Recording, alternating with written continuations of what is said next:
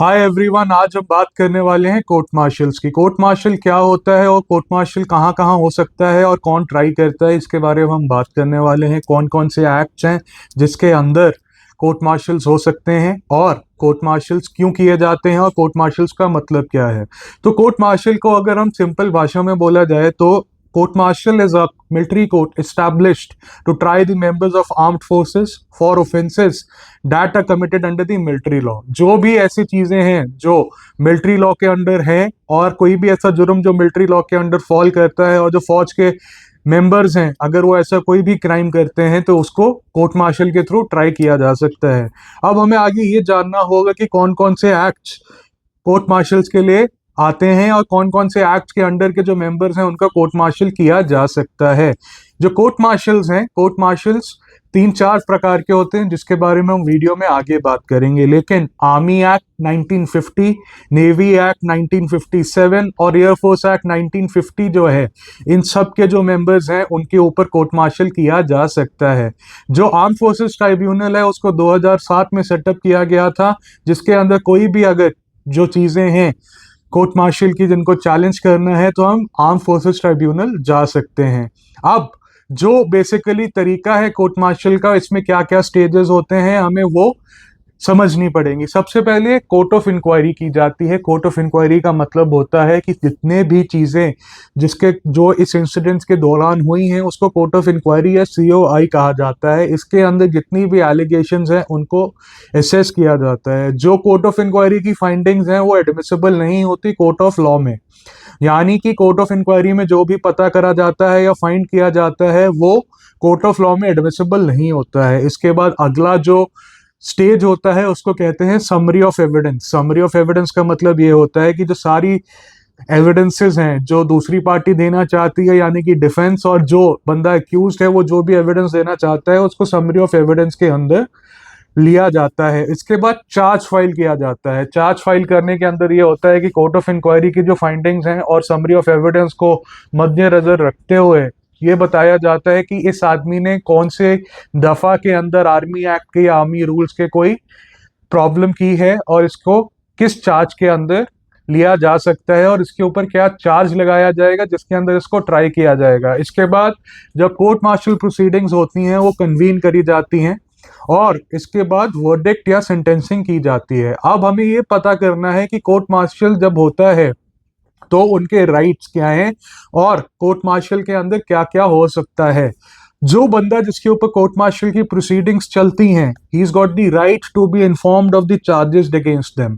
मतलब उसके ऊपर जो भी चार्ज लगा है उसको एक पूरी जानकारी दी जाती है उस चार्ज के बारे में और उसके बाद वो एक लीगल रिप्रेजेंटेटिव को हायर कर सकते हैं या अपने लिए चूज कर सकते हैं कोर्ट मार्शल प्रोसीडिंग्स के बीच में।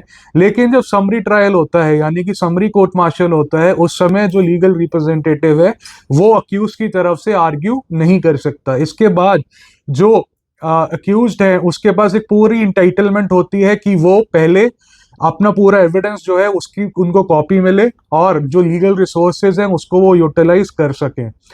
अब पहले बेसिकली इसके अंदर तीन चार चीजें हैं जो हम लोग आगे डिस्कस करने वाले हैं, जो है pre confirmation petition, post confirmation petition और आर्म फोर्सेस ट्राइब्यूनल। जब भी कोई आदमी जिसकी जो सेंटेंस होता है होने वाला होता है हायर अथॉरिटीज उसको कंफर्म करने से पहले एक अक्यूज्ड एक पिटिशन फाइल कर सकते हैं विद द कमांडिंग ऑफिसर, जिसके अंदर वो ये कह सकते हैं कि सर आपने जो मुझे सजा दी है आप उसको रिकंसिडर करें और रिव्यू करें उनके केस को। पोस्ट कंफर्मेशन पिटिशन ये होती है कि जब एक सेंटेंस कंफर्म हो जाता है वो एक अपील कर सकते हैं हायर मिलिट्री अथॉरिटीज को और डायरेक्टली गवर्नमेंट के इंटरवेंशन के लिए भी अप्रोच कर सकते हैं कि वो पूरे केस को फिर से देखें। इसके बाद भी अगर उनको ये लगता है कि उनका जो सोल्यूशन है वो नहीं आया है तो वो कोर्ट मार्शल के सेंटेंसिंग को और प्रोसीजर को चैलेंज करते हुए एएफटी यानी कि आर्म फोर्सेस ट्राइब्यूनल में जा सकते हैं और इसके बाद वो आर्टिकल 32 और 226 के अंदर रिट भी फाइल कर सकते हैं। लेकिन ये सिर्फ तभी हो सकता है जब बेसिक प्रोसीजर जो है आ, वो पूरा हो चुका है। आप एएफटी जाए बिना हाईकोर्ट स्ट्रेट अवे नहीं जा सकते। अब हम बात करने वाले हैं कि कौन कौन से टाइप के कोर्ट मार्शल्स होते हैं और उन कोर्ट मार्शल्स की कॉम्पोजिशन क्या होती है।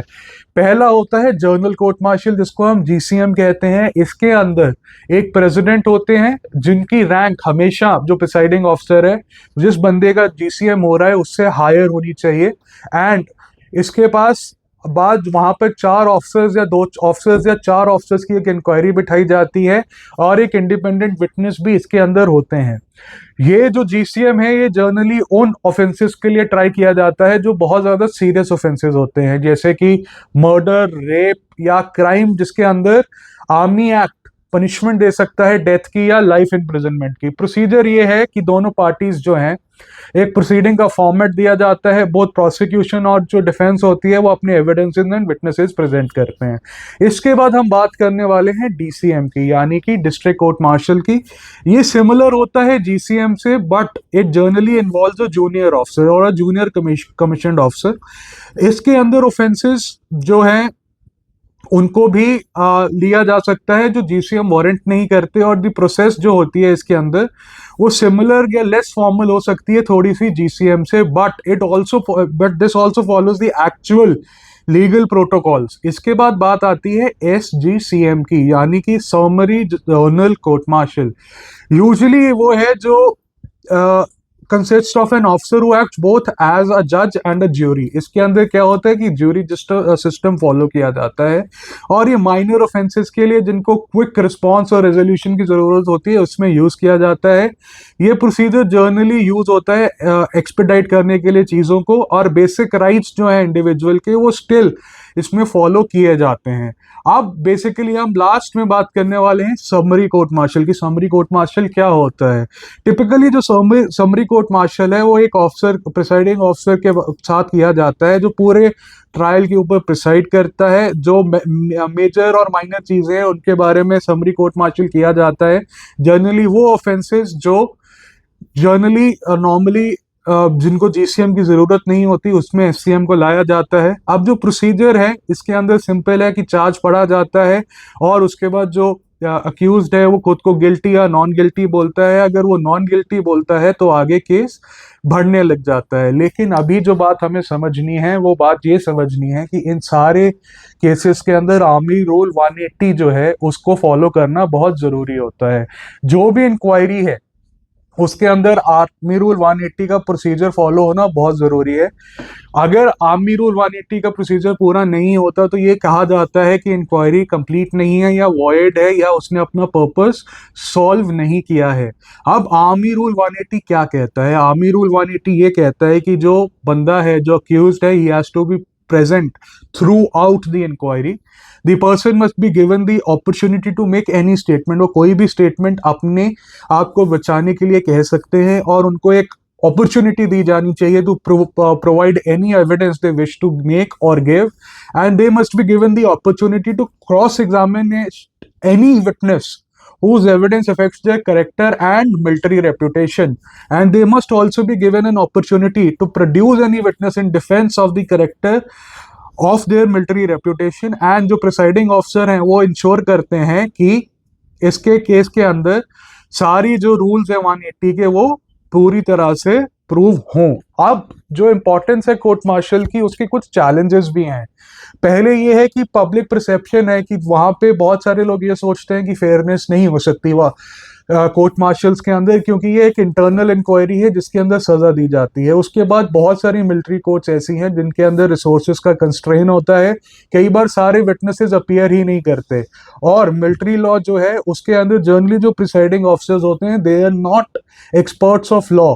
देयरफॉर कोर्ट मार्शल्स के अंदर कई बार लीगल प्रोसीडिंग ऐसी भी होती हैं जो लीगली बाइंडिंग नहीं हो सकती। और जैसे ही हम आगे बढ़ते हैं हमें कोर्ट मार्शल के प्रोसीजर्स में रिफॉर्म्स की ज़रूरत चाहिए, क्योंकि इससे जो ट्रांसपेरेंसी है वो इंक्रीज होगी। इसके बाद जो ट्रेनिंग है इंडिविजुअल्स की जो कोर्ट मार्शल्स को अंडरटेक करते हैं वो बहुत ज़रूरी है ताकि वो लीगली साउंड हो और प्रॉपर नेचुरल जस्टिस का जो प्रिंसिपल है उसको फॉलो किया जा सके। और जो सिविल स्टैंडर्ड्स हैं, यानी कि जो एक्चुअल लीगल स्टैंडर्ड्स हैं कोर्ट के अंदर, वैसे स्टैंडर्ड्स को मेंटेन किया जा सके ताकि ज़्यादातर जो कोर्ट मार्शल्स हैं वो सक्सेसफुली कंक्लूड हो सकें। Thank you.